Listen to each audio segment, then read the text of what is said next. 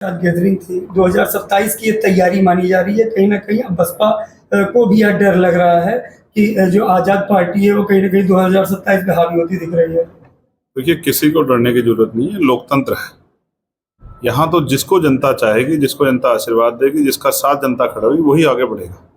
और ये अभी त्रिस्तरीय पंचायत चुनाव की तैयारी है। हमारे मंडल स्तरीय सम्मेलन चल रहे हैं। ये हमारा 8वां सम्मेलन था।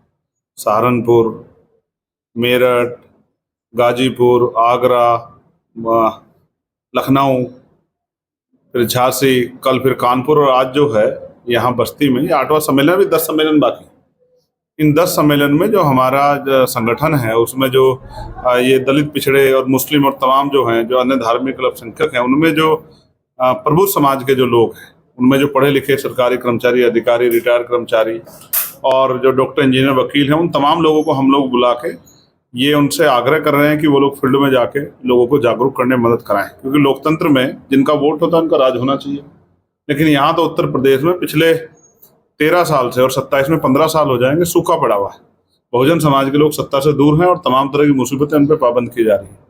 आज ना नौकरी है, ना रोजगार है, ना जमीन जो थी उन पर जो मिली थी पट्टों की, वो भी छीनी जा रही है। एजुकेशन में आप देखिए 27,000 स्कूल मर्ज कर रही है। 27, आप बताइए सरकारी स्कूल में पढ़ता कौन है? इनमें गांव के गरीब किसानों के बच्चे पढ़ते हैं, मजदूरों के, SC ST OBC माइनॉरिटी के बच्चे पढ़ते हैं। तो ये स्कूल नहीं बंद हो रहे, बच्चों का भविष्य जो है बंद किया जा रहा है। शिक्षा मित्रों का समायोजन नहीं हो रहा, वो आंदोलन कर रहे हैं। 69 शिक्षक भर्ती में घोटाला हुआ, वो बच्चे सड़कों पर घूमते फिर रहे हैं। और आशा, आंगनबाड़ी, भोजन माता, तमाम लोग परेशान हैं। ग्राम पंचायत सहायक हो, रोजगार सेवक हो, सब लोग जो अपने वेतन वृद्धि के लड़ रहे हैं। PRD के जवान हो, होमगार्ड के जवान हो, पुलिस की जो समस्या है, 8 घंटे की ड्यूटी, सप्ताह में 1 दिन छुट्टी, बॉर्डर स्कीम खत्म हो, वेतन विसंगतता दूर हो, तमाम जो परेशानियां हैं, और नए पढ़े लिखे नौजवान जो बेरोजगार घूम रहे हैं, उनको रोजगार मिले, इन पे सरकार चर्चा ही नहीं करना चाहती। अभी यहाँ हम इसकी बात कर रहे हैं, बस्ती में मैं बैठा हूँ, मैंने अखबार पढ़ा, यहाँ 5 साल हो गए, जो गवर्नमेंट हॉस्पिटल है उसमें डीजल एक्स्ट्रा की मशीन ही नहीं है। तो सरकार क्या कर रही है? 16-16 घंटे बिजली कटौती हो रही है, बिजली का निजीकरण किया जा रहा है, कर्मचारी परेशान है, रेट बढ़ेंगे तो जनता परेशान हो जाएगी। ये सब चीजें क्यों कर रही है सरकार? सरकार अच्छी शिक्षा नहीं दे पा रही, अच्छी जो है रोजगार नहीं दे पा रही, अच्छी स्वास्थ्य सेवाएं नहीं दे पा रही, कानून व्यवस्था खत्म है। कौशाम्बी में क्या हुआ?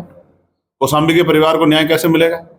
कौशाम्बी के परिवार के लिए कल मेरे कहने के बाद SIT की जांच दूसरे जिले से कराया, SIT की करा, CBI जांच कराओ।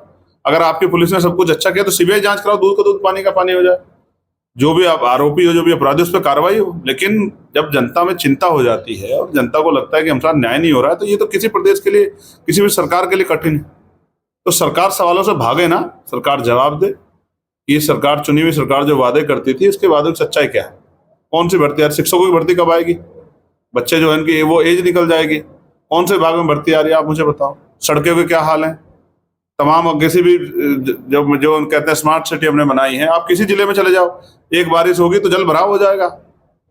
पानी की निकासी की व्यवस्था नहीं, तो सरकार कर क्या रही है? सरकार बेवकूफ बनाने के अलावा क्या कर रही है?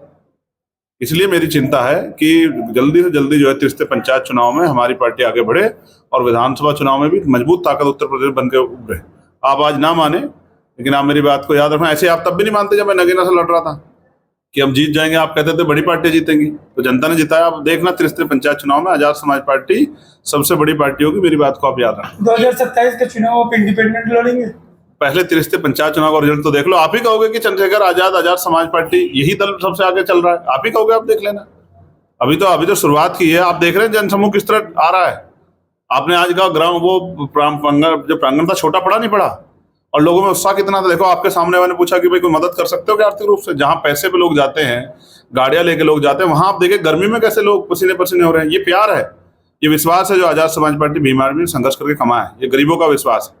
और देखो, तमाम दलित, पिछड़े वर्ग के लोग थे, मुस्लिम समाज के लोग थे, तो ये भाईचारा बन रहा है। प्रभु जन सम्मेलन के जरिए हम हक वंचित समाज में भाईचारा पैदा कर रहे हैं। हमने मांग की है जातिगत जनगणना हो, उसके आर्थिक आंकड़े जारी हो, पता लगे किस पे बस है, किस पे ट्रेन है, किस पे गाड़ी है, 4 पहियों की, 2 पहियों, किस पे घर है, किस पे जमीन है, किस पे रोजगार है, किस पे सरकारी नौकरी है, किस पे मशीनरी है, किस पे जो है यूनिवर्सिटी है, किसके पास जो है इंडस्ट्री है। ये सब पता लगना चाहिए। हमने मांग की कि बैलेट पेपर से चुनाव हो, EVM से चुनाव ना हो। हमने मांग की कि जो है promotion reservation SC ST OBC को दे, जो अखिलेश सरकार ने खत्म कर दिया था, अखिलेश जी सरकार ने। तो हमने मांग की है जो जनता के हितों की बात है, MSP गारंटी मिले। हमने मांग की अच्छी शिक्षा की व्यवस्था हो, अच्छी चिकित्सा की व्यवस्था हो। हमने मांग की है बैकलॉग सारा भरा जाए। ठीक है, हमने मांग की है कि जो पढ़े लिखे नौजवान उनके लिए रोजगार की व्यवस्था हो। हमने मांग की बिजली के दाम कम किए जाए, बिजली का निजीकरण बंद किया जाए, शिक्षा में तो समाज जाए, तो हम तो जनहितों के लिए काम कर रहे हैं। स्वामी प्रसाद मौर्य लगातार मायावती की तारीफ कर रहे हैं, वहीं पिछले दिनों उन्होंने टिप्पणी भी की थी, आपकी क्या राय है? देखिए, स्वामी प्रसाद मौर्य जी अच्छे नेता हैं। हमारे जिस आंदोलन को हम लोग चला रहे हैं उसमें पुराने लंबे समय उन्होंने काम किया है। वो उन्होंने अगर कोई बात कही है तो वो सोच समझ के कही होगी। और प्रशंसा जो है, प्रशंसा तो मानव का स्वभाव है, किसी के अच्छे काम की प्रशंसा होनी चाहिए, इसमें कोई बुराई तो है नहीं। तो हम भी उनका बहुत सम्मान करते हैं। यौन शोषण का आरोप विभूषण शरण सिंह का आरोप है कि जब विभूषण शरण सिंह पर रेसलर्स आरोप लगाए तो आपने कहा कि जब जरूरत पड़ेगी तो विभूषण को खींच के लेके आएंगे। आज आपके ऊपर रोहिणी नाम की एक जो इंदौर की महिला है जो पीएचडी होल्डर, उसके द्वारा आपके ऊपर आरोप लगाए गए हैं और कई फोटो सार्वजनिक की गई है। विभूषण सिंह कहते हैं अब चंद्रशेखर आजाद स्वयं जवाब दे और मीडिया। मैं तो जवाब दे चुका हूँ जी। मैं तो मैं मीडिया से भाग रहा हूँ क्या? मैं हर जगह जवाब दे रहा हूँ कि किसी महिला के सम्मान का विषय। आप बताओ, मुझे सड़क पे बोलना चाहिए या कोर्ट में बोलना चाहिए? आप बताओ, आप भी सब परिवार के लोग हैं। तो मैंने कहा कि मैं कोर्ट में अपनी बात रखूंगा। तो कहीं ना कहीं आपको घेरने की कोशिश की जा रही है। अब मैं फिर आपको कह रहा हूँ, ये इस तरह के जो लोग हैं जो मुझे घेरना चाहते हैं, आने वाले समय में इनको खुद एहसास हो जाएगा घेरना किसे कहते हैं। महिला तो दावा कर रही है, वो महिला तो दावा कर रही है कि अगर उसके पास एविडेंस ना होते तो शायद कोर्ट में उसकी अर्जी। नहीं, आप बेफालतू की बात कर रहे हैं। मैंने आपको कहा कोर्ट में, अगर आपके साथ कोई विवाद हुआ तो कहाँ जाओगे?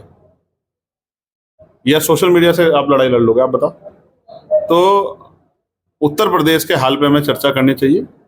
उत्तर प्रदेश में दलितों की सामाजिक, आर्थिक और राजनीतिक स्थिति क्या दिक्कत है? नहीं, बहुत बुरे हाल हैं। दलितों, पिछड़ों के, आदिवासियों के, मुसलमानों के बहुत बुरे हाल है, कोई पूछने वाला नहीं। सरकार की चुप्पी साधे हुए है, वहीं कांग्रेस कहीं ना कहीं ईरान के साथ खड़ी है। देखिए, सरकार शक्तिशाली है, सरकार जो फैसला लेगी सोच समझ के लेगी। आप समझिए कि जिस समय हमारे देश पे हमले हो रहे थे और हमारे देश की सेना टकरा रही थी, उस समय सब देश एकजुट होकर खड़ा था। आज भी देश एकजुट होकर खड़ा है। सरकार कोई फैसला लेगी, समझदारी से लेगी। लेकिन ईरान से हमें बहुत कुछ सीखना चाहिए। सीखना चाहिए कि जब करो मरो की लड़ाई हो तो पीछे नहीं हटना चाहिए। ईरान ने दुनिया को कुछ दिखाया है। सरकार द्वारा जो विद्यालय बंद किए जा रहे हैं, इसमें ज्यादा नुकसान आप किस उसका मानते हैं? नहीं, आप बताओ ना, सरकारी स्कूल में पढ़ता हो ना, आप तो मीडिया के लोग, आप तो सब कुछ जानते हो। गली गांव में जाके आप रिपोर्टिंग करते हो, चुनाव के समय आप पहुंचते हो, बताओ सरकारी स्कूल में गरीबों के बच्चे पढ़ते हैं। सरकार का ये तर्क है कि इससे बेहतर शिक्षा मुहैया होगी। अब से पहले सरकार ने कितनी बेहतर। अच्छा चलो उसको छोड़ो, सरकारी अस्पतालों में क्या, मैंने आपको बताया, बस्ती का अखबार पढ़ के बताया मैंने आपको कि 5 साल में डिजिटल एक्सरे मशीन नहीं है। आप बताओ, प्राइवेट स्कूलों को बढ़ावा देके कौन सा जो है भला हो जाएगा? राष्ट्रीयकरण से भला होता था गरीबों का। जो सरकारी जो सिस्टम है वही जो है जनता के हाथ में है। अब बताओ ना, उसी में तो जवाबदेही है। प्राइवेट सिस्टम में क्या जवाबदेही? अगर प्राइवेट स्कूल के लोग जो हैं नहीं पढ़ाएंगे गरीबों के बच्चों को तो क्या सरकार कर देगी मदद? आप बताओ। तो ये सरकार जो है स्कूल नहीं बंद कर रही, गरीबों के बच्चों का भविष्य बंद कर रही है। इसको हम होने नहीं देंगे। हम इसके खिलाफ मजबूत आंदोलन करेंगे और हमारी पार्टी बहुत जल्द उत्तर प्रदेश के सभी जिला मुख्यालयों पर धरना प्रदर्शन करके सरकार से जवाब मांगेगी कि गरीबों के बच्चों का रास्ता क्यों बंद करे, कमजोर वर्ग के बच्चों को आगे बढ़ने से क्यों रोक रही है। प्रबुद्ध वर्ग सम्मेलन से क्या लाभ होने वाला है? प्रबुद्ध वर्ग सम्मेलन उन सोए हुए लोगों को जगाने के लिए है जो ये सोचते हैं कि भाई हमें, जैसे बुद्ध ने कहा, भगवान बुद्ध ने कहा, आपको दीपक, अपना दीपक स्वयं बनो। तो इस हक वंचित बहुजन समाज को भी अपनी लड़ाई स्वयं लड़नी चाहिए, किसी के भरोसे नहीं रहना चाहिए। इनको अंधविश्वास, पाखंडवाद से बाहर निकल के और घर घर जाके लोगों को जागरूक करके लोकतंत्र की शक्ति, वोट की शक्ति को समझाना चाहिए, जिससे कि इनका आने वाला कल अच्छा हो। देखो, जब हम सामाजिक परिवर्तन चाहते हैं बिना शक्ति के नहीं होगा, और शक्ति सत्ता में है। तो सत्ता प्राप्त करने के लिए लोगों को जागरूक करना जरूरी है, इसलिए हम लोगों को जागरूक करने का काम कर रहे हैं। बीजेपी चुनाव आयोग ने अभी ब्रॉडकास्टिंग का जो सीसीटीवी फुटेज है उसको साझा करने से सीधा इनकार कर दिया। उन्होंने हवाला दिया है कि कानूनी प्रक्रिया है। फिलहाल उसको लेकर के 2024 में महाराष्ट्र चुनाव में लगातार राहुल गांधी इसको लेकर के हमलावर थे। अब इसके लिए आपको उनसे पूछना चाहिए, चुनाव आयोग से सवाल करना। मैं चुनाव आयोग हूँ क्या भाई? आप बताओ, है ना? उन्होंने 45 डेज का टाइम रखा है, लेकिन मैं तो चाहता हूँ कि चुनाव निष्पक्ष। मैं तो बैलेट पेपर की मांग कर रहा हूँ। आपने ये मांग नहीं सुनी क्या? पूरे जो जितने जन समुदाय सबने समर्थन किया नहीं किया? तो जब जनता चाहती है कि जो बैलेट पेपर चुनाव हो, तो आप काहे को लड़ रहे हो जबरदस्ती? क्या ये सरकार जनतंत्र का अपमान करना चाहती है, जनता का अपमान करना चाहती है?